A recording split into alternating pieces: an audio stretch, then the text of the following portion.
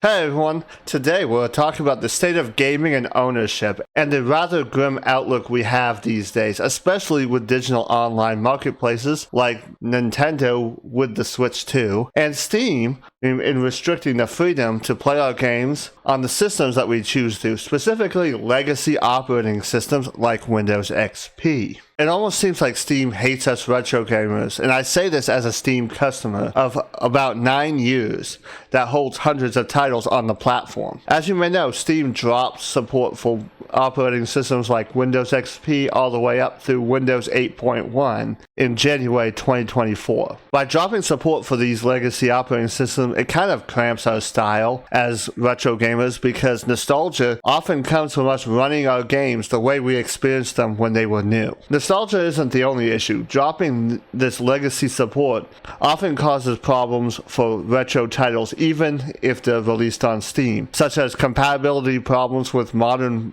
Windows releases such as 10 and 11. Some Steam releases aren't 100% compatible with these operating systems. There are also several other compatibility issues like performance issues that you wouldn't have if you could run them on legacy operating systems like Windows XP or 7. It's because of these issues that I no longer buy retro titles on Steam because I can't play them on my Windows XP retro rig, which is named Bubbles. As I've previously said, I've acquired many titles, including many retro titles on the platform like GTA Vice City and other GTA titles. These are the classics, not the remasters. Civ 4 and its expansions and standalone titles associated with Civ 4, Jade Empire, many of the Worms titles in the franchise, and many, many more retro titles. All of which list Windows XP as the minimum requirement, but they still can't be played because the Steam launcher doesn't support Windows XP anymore, which is required because many of these titles implement Steam's own DRM, which requires the Steam launcher to run. There are workarounds to get the Steam launcher working in Windows XP. However, in January 2026, 32-bit support is going to be dropped, meaning people with 32-bit retro rigs like me that run Windows XP won't be able to use these hacks to get Steam working in the future. This leaves people like me who have retro titles on the platform with very few options. Either we run them on modern machines with the possible pitfalls that may come up, or we run cracked versions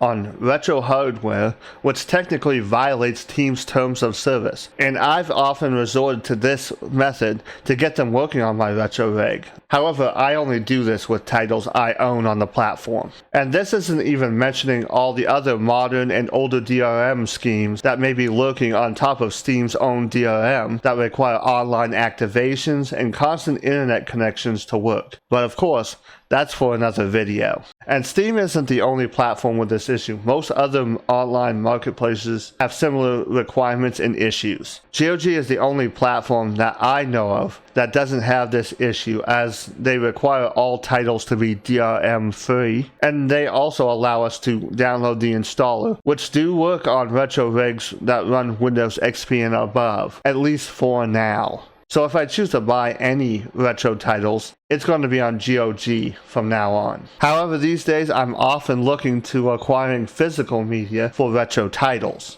In current times, physical media is like gold. I have a lot of physical titles, such as like Diablo right here, and this is actually a legitimate copy, even though that's printed. Chuzzle, I love PopCap games, and speaking of PopCap games, Bejeweled Twist, I have this CSI game right here. It's actually 2 games in one. Haven't played this, but I need to. Then games like The Sims. And I also have like an expansion right here in the big box. I have all the other expansions as well. I mean, The Sims 2 is right here behind me. And of course, I've got all the expansions as well. This is one of them, Bon Voyage. And other titles like right here in front of me.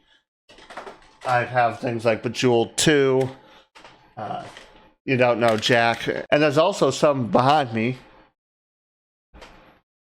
like Lights Out right here. I just played this for Halloween. It's a great title for that time of year. And I'm looking to acquire a lot more on physical media. And with physical media, you don't have a lot of these platform restrictions like requiring an incompatible launcher, delisting. You can install them on any platform you want to, barring some DRM schemes that some titles on physical media had. So in closing, I suggest that if you're interested in retro titles, you think twice about where you buy them from, especially if you're buying them digitally, and if you plan on running them on retro hardware. I'm a firm advocate for voting with your wallet, as money is the only language these corporations understand. Thank you for watching. Take care.